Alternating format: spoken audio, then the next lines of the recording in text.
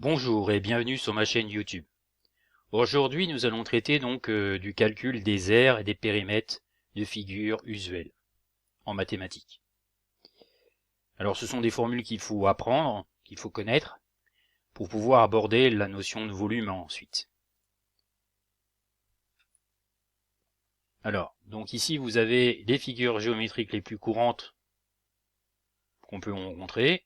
Donc le carré, avec la particularité d'avoir 4 côtés égaux, 4 angles égaux à 90 degrés. Et donc quand vous calculez l'aire, vous calculez en fait la partie jaune ici. Et donc dans ces cas-là, vous allez utiliser la colonne ici, côté fois côté, C fois C. Si vous calculez le contour du carré, à ce moment-là, vous allez faire 4 fois le côté, donc vous aurez une unité en mètres. Attention, l'aire c'est en mètres carrés, le périmètre c'est en mètres.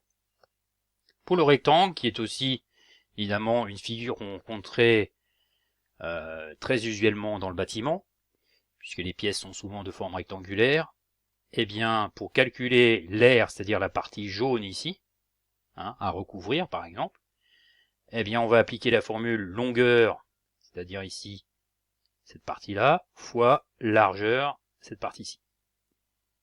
Et le résultat sera en mètres carrés, par exemple. Si on veut calculer le périmètre de la salle, ou du terrain, pour connaître par exemple la longueur de la clôture, eh bien, on a une longueur, une largeur, une longueur, une largeur. Donc ça veut dire que vous avez deux longueurs plus deux largeurs. Donc, c'est 2 fois longueur plus largeur entre parenthèses.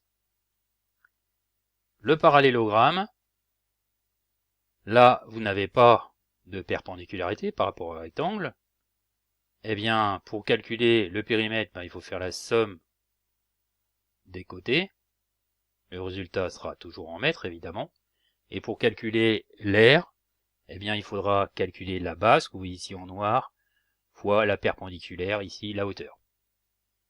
Résultat en mètres carrés. Et vous aurez donc la partie jaune à couvrir ici.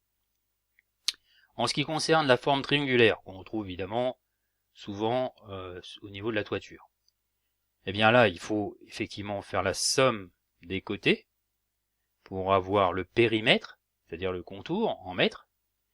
Et pour l'aire, eh bien, il faudra faire la base, qui est ici marquée en noir, c'est un des côtés du triangle, fois la hauteur, c'est-à-dire sa perpendiculaire, pour ce côté-là, c'est celui-là, divisé par 2.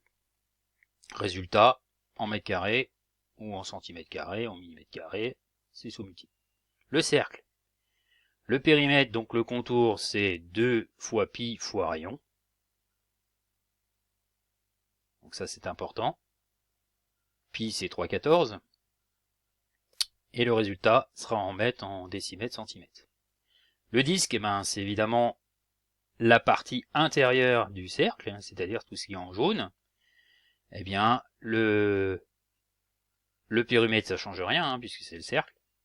Par contre, l'aire, évidemment, qui est en jaune ici, c'est pi fois rayon au carré. Donc pi fois rayon fois rayon. Pi, je vous rappelle que c'est 3,14. Donc toutes ces formules sont à connaître, revoir régulièrement, peut-être à l'aide de cette vidéo. À bientôt pour une prochaine capsule.